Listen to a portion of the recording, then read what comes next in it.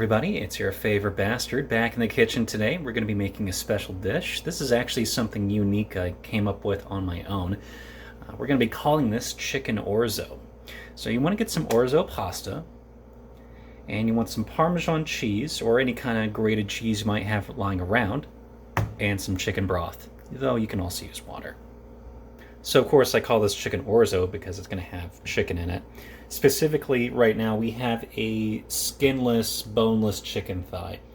Now, I do recommend you take the bone out if you get bone-in thighs, but you can leave the skin on. That can make for a nice, tasty, crispy treat when we fry this up. Meat-wise, you don't necessarily need to use a chicken thigh. You can use chicken breast. You can also use pork or beef or just whatever you happen to have on hand. This dish is fairly adaptable. So specifically how we're going to be cooking this chicken thigh is on a high heat in a pan or skillet. We want a nice, firm, crispy outside. Now, one of the best ways to do that is to make this as flat as possible. So we're going to be busting out our meat tenderizer. When you do that, you want to cover your meat. So plastic wrap is usually best. If you have anything else, any kind of covering or wrapping you can put over it, that'll work too. So you don't need to be hitting too hard. You can kind of go over it lightly. This. But what you're doing is essentially just flattening it out. And that technique can be used for a lot of things. Like if you decide you want to use this in a sandwich, well, this will be a lot more flat, which will make it nicer for a sandwich. Same philosophy for a country fried steak. All right, moving on, we're going to start marinating the chicken. So I got half a lemon here. We're just going to add a little bit of the juice. Just a little bit there. Then we're going to add some olive oil.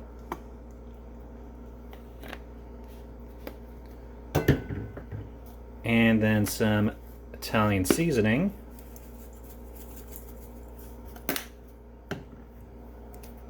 And garlic powder. You can, of course, use normal garlic for this, but for me, it's just easier to use garlic powder. Alright, so give it a toss.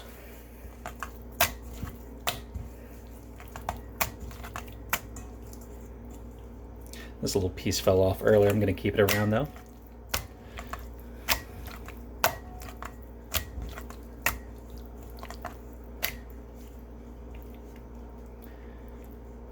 Forgot to mention to add a dash of rosemary. Of course, this is not granulated or rosemary powder. It's the actual herb stuff itself. This may not taste so great later because you might be getting rosemary chunks in your teeth, but we'll see how it goes. So again, very simple marinade there. So just leave this out for like 30 to 40 minutes if you're going to be cooking right away, or just pop it into your fridge overnight. So one thing I like to add to this dish is some bacon. Now this is completely optional for you, but I like to add some bacon chunks to the orzo once it's cooked. So we're just going to be chopping this up into kind of bite-sized chunks, kind of like this, probably a little smaller. In fact, I'll go ahead and there we are. So this is not the usual bacon I buy. It's surprisingly tough, but it should work just fine.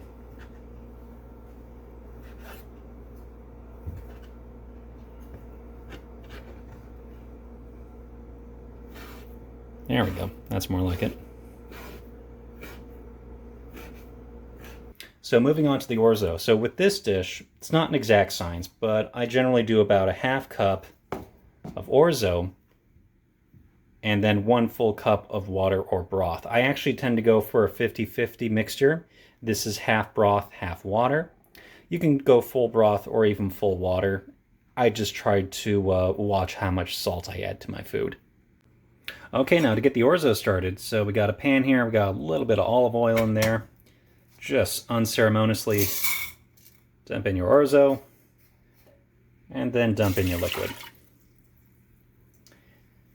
So this is a cold start pasta. We're doing a cold start. That is, the water is not hot, the pan is not hot. We're just dumping everything in and going from there. We're going to have this on a medium heat, and we're going to put the lid on.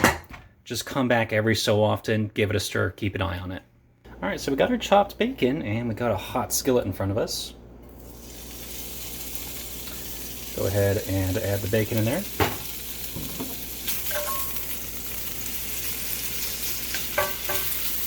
And we want just some light crisping on the edges for this. Okay, so while the bacon is cooking, let's bring things back over to the orzo.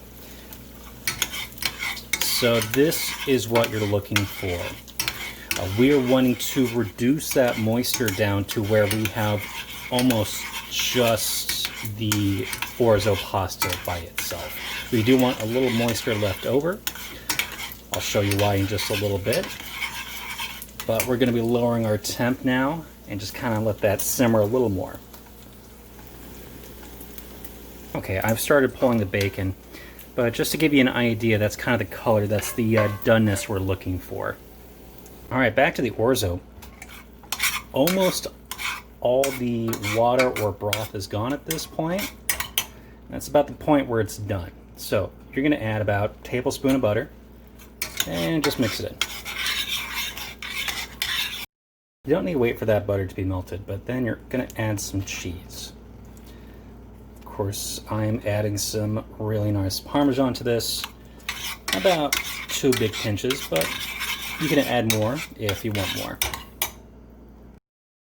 And now you're also going to add the bacon chunks you made earlier. And again, stir it in. You're probably wondering to yourself, hey, haven't you just made macaroni and cheese but with orzo? Yeah, pretty much. This recipe could be used for macaroni and cheese. Alright, we cleaned up some of our bacon grease, but not all of it. We're going to be adding some shallot and minced garlic. This is also going to be going into the orzo.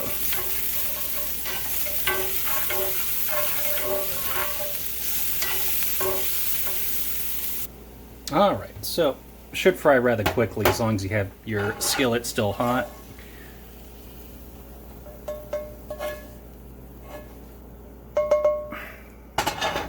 Alright, and we're going to move it back to our orzo now. If this is ever looking too dry, too clumpy, and it's got you worried, you can add more water, more butter, or more broth to it.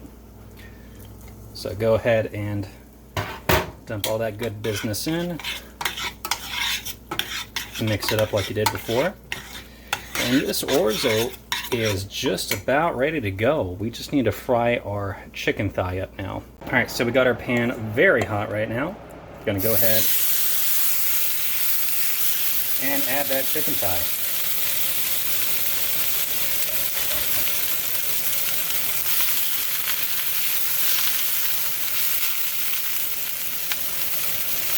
The goal here is we want a really good sear on both sides, so just lay it flat and don't touch it. It's almost like you're doing a steak.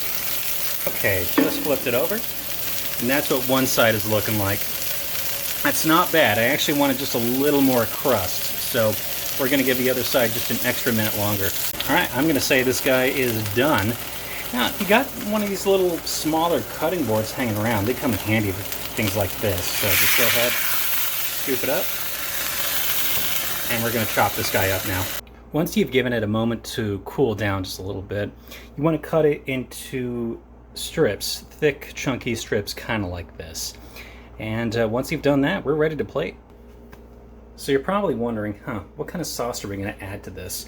Well, I think you can add kind of any cheese or cream sauce you want or might have on hand.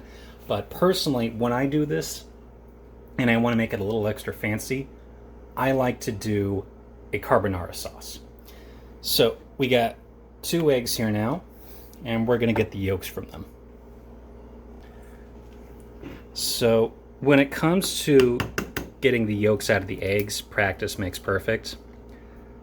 But generally, you crack the egg, you want to hold on to both sides of that shell, and you're kind of rock the yolk into one, and then back to the other. So one and back to the other. And as you see, what's happening here is slowly we're getting rid of the whites. There we go, finally came off. A little white can go into the carbonara, just a little bit. You want to be very careful though. So I'll show it again. So you crack that egg. One, then the other, one, the other. That went a little faster. And again, little white hanging out in there, not a big deal. Now, I like sushi as much as the next guy, but raw egg gives me the heebie-jeebies. And that's basically what a carbonara is. It's raw egg yolks.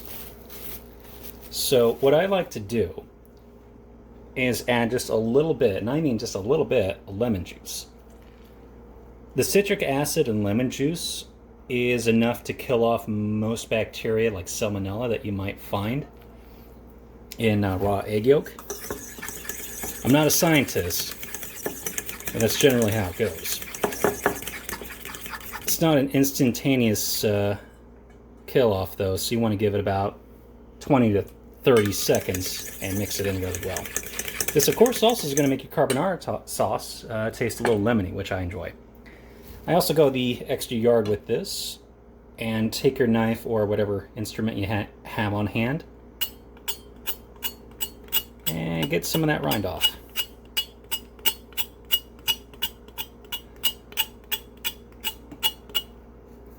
So what that does is get the lemon zest, and you're going to add it to, of course, to your carbonara. And this just improves the flavor. Other popular things you might want to add to your carbonara sauce is just a small dash, and I mean a small dash, of olive oil. You can also add just a little bit of sour cream, or even some grated cheese to it. You want to be very careful because you want your carbonara to be kind of thick. You don't want to run a carbonara. That's not fun. Still tastes good, it's just not as good. Alright, and this is going to get poured over our dish once it's ready. The preferred serving method, in my opinion, is going to be out of a bowl. So we're just going to go ahead and like that. And now we add our carbonara sauce. Give it a little mix and just carefully drizzle it over.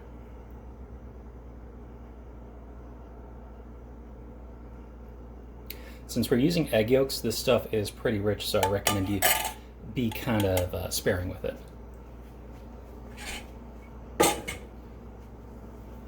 Okay, and there you have it. Chicken Orzo Basterd style. Thanks for watching.